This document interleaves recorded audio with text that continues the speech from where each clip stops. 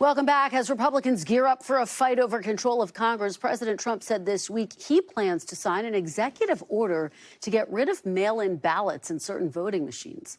We should note Democrats are far more likely than Republicans to vote by mail, according to survey data. Now, in a lengthy post on social media, the president falsely decried mail-in balloting as fraudulent and called certain voting machines inaccurate. He also incorrectly claimed that the U.S. is the only country that uses mail-in voting. The president repeated those false claims in the Oval Office. Election experts, like those at the Brennan Center for Justice, have long said that mail-in voting is secure against fraud and tampering and that wrongdoing is exceptionally rare. And it's important to note that President Trump and the Republican Party encouraged the use of mail-in balloting in 2024. And Mr. Trump has in the past voted by mail himself. Additionally, while President Trump claimed he can make states change their voting procedures by signing an executive order, the Constitution gives states the power to control elections, not the president, and only Congress can change that.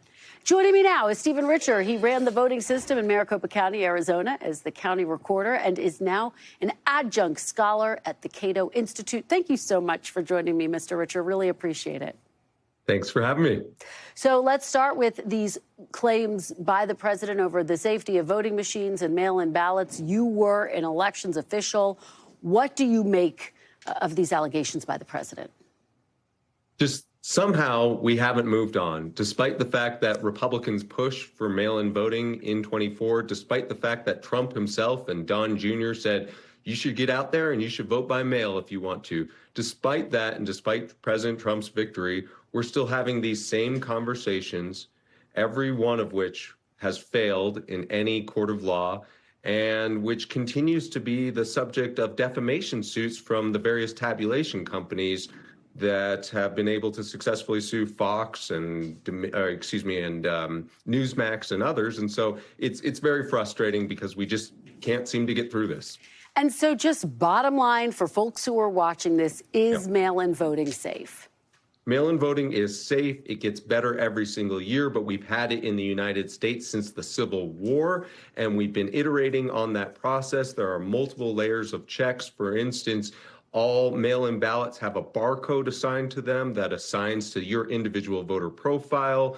There has to be signature verification done on your ballot affidavit envelope. And of course, this is all being handled by bipartisan teams that are subject to post-election audits and post-election litigation.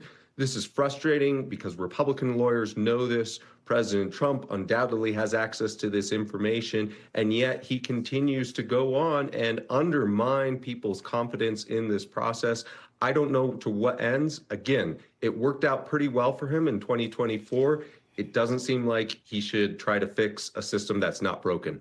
Well, and let me just read for everyone what the Constitution says about this. This is Article 1, Section 4. It says the times, places, and manner of holding elections for senators and representatives shall be prescribed in each state by the legislature thereof.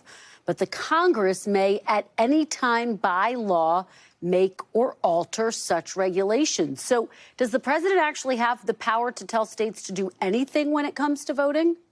No, as you point out, it says the Congress, not the president. And this is being litigated right now with respect to the president's March executive order on election administration. But setting the legality aside, I would also just point out that we Republicans have long cherished the notion of federalism, that government should be determined at the closest level possible. And states have long had different voting policies such that the state law of Oregon doesn't look like the state law of Georgia, and elections are administered differently in those states. And we've celebrated that. And here's President Trump, who wants to wipe away those pesky states and wants to federalize elections. And I think that if you took President Trump's name off of some of these comments, then Republicans, my people, would be up in arms over the federal government takeover. Well, and what if President Trump were to try to pass something by executive order? What would happen in that case? Given what's in the Constitution, would there be almost immediate legal challenges? There would undoubtedly be immediate legal challenges. There would be requests for temporary restraining orders. There would be requests for injunctive relief. But what I'm worried about is the ongoing damage to people's confidence in this system. What I'm worried about is if Democrats retake the House by a few seats, and President Trump has been building this narrative once again that you can't trust mail-in voting. Oh, and guess what? California has all mail-in voting. So therefore, what? We shouldn't seat U.S. House members from California? I worry we're building up to something that extreme. And if not that, then we could just be in the position that we were after the 2020 election, in which 1/3 of the population believes that the election was stolen. And that's not healthy for the United States. You have been incredibly outspoken about this. We haven't heard much yet from other election officials. Why do you think that is? Do you expect that to change at all? Well, I was kindly removed in the Republican primary in 2024 after running in that office for 4 years. And I would say it's unfortunately really bad politics right now if you're a Republican to disagree with anything that Donald Trump says, even if it's as flagrantly wrong as the notion that other states or other countries don't use mail-in voting when a 5-second Google search disproves that. And so, but that's the state of the Republican Party world, and it's a sad state. And I keep speaking out because I think that the truth is important. I think that this is critical to our form of government, and so I hope that more speak out. All right, Stephen Richer, it's always great to have your perspective. Thank you so much for joining us. Thank you. Appreciate it.